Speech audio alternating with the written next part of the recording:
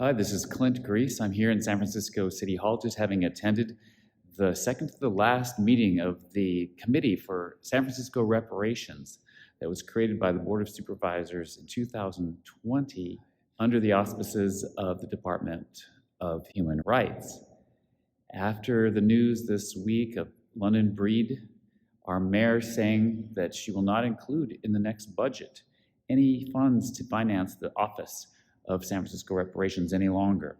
The committee had their meeting as they normally do the first Monday of every month. Next month in January will be their very last meeting, having at once completed their mission. Over these many years, they have fulfilled their mission, which was to create a report with recommendations for reparations.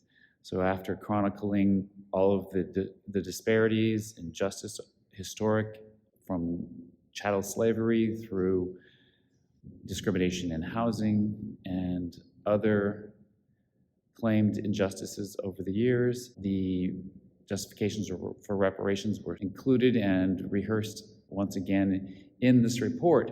But many people, having heard the recommendations, were turned off by them. And now that the mayor of San Francisco is running for office, she will be up for election, as you must know, in the next election in November. And she's on the campaign trail. And it seems like a political calculation. The first political calculation was to support a committee to look into reparations, of course, as government always wants to respond to the fickle will of the people and to portray themselves as virtuous, and in this case, supporting reparations for people who are historically harmed. But again, the report came out and they have recommended a whole variety of reparations. Reparations isn't just one thing, but most people are concerned about the lump sum cash payments to African Americans who qualify.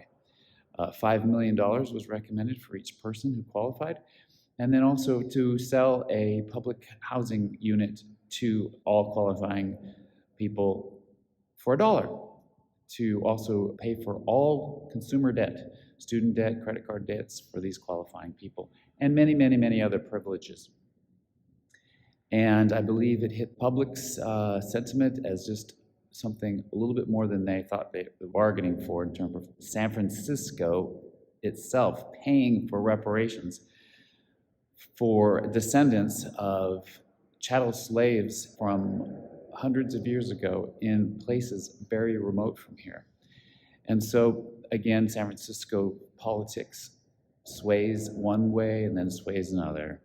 And tonight we saw committee members crying and declaring to not give up and to continue the fight for reparations, including in a big way going after private businesses who they claim have also benefited from chattel slavery in the past and other racial discrimination policies.